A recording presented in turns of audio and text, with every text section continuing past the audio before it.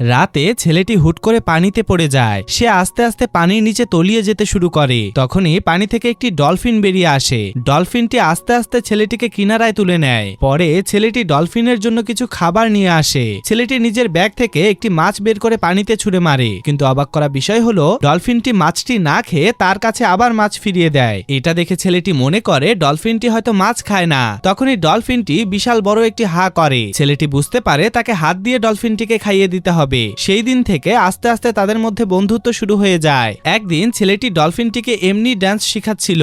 এই বিষয়টি একজন ট্রেইনার দেখে ফেলে। তারা ছেলেটিকে ডলফিনের ট্রেইনার বানাতে চায়। এতে ছেলেটি রাজি হয়ে যায়। সেই দিন থেকে ছেলেটি ডলফিনটিকে নানান কিছু শেখাতে শুরু করে। ডলফিন তো তাকে নিয়ে সাঁতার কাটতে শুরু করে। এটা দেখে মালিক একদিন একটি শো এর আয়োজন করে। শো দেখতে অনেক মানুষ আসে। এই সময় কিছু বাচ্চা কাচের মধ্যে ধাক্কা দিতে শুরু করে। এতে ডলফিনটি রেগে গিয়ে কাচের ভেতরে ধাক্কা মারে, যার জন্য সবাই ভয় পেয়ে চলে যায়। মালিক রাগে সবকিছু আবার ঠিক করতে শুরু করে, যার জন্য ডলফিনকে অন্য জায়গায় নিয়ে যাওয়া হয়। তখন ছেলেটি টাওয়ারের উপরে উঠে দেখতে পায় যে ডলফিনটি সমুদ্রের দিকে চেয়ে আছে। সে ডলফিনটি সমুদ্রের মাঝে ছেড়ে দেওয়ার জন্য একজনের সাহায্য নেয়। তারা ডলফিনটিকে সমুদ্রের কাছে নিয়ে আসে। তখনই ছেলেটি ডলফিনটিকে লাফ দিয়ে সমুদ্রের মাঝে আসতে বলে। ডলফিনটি লাফ দিয়ে সমুদ্রের মাঝে তার পরিবারের কাছে চলে যায়। এটা দেখে ছেলেটি খুশি হয়ে যায়।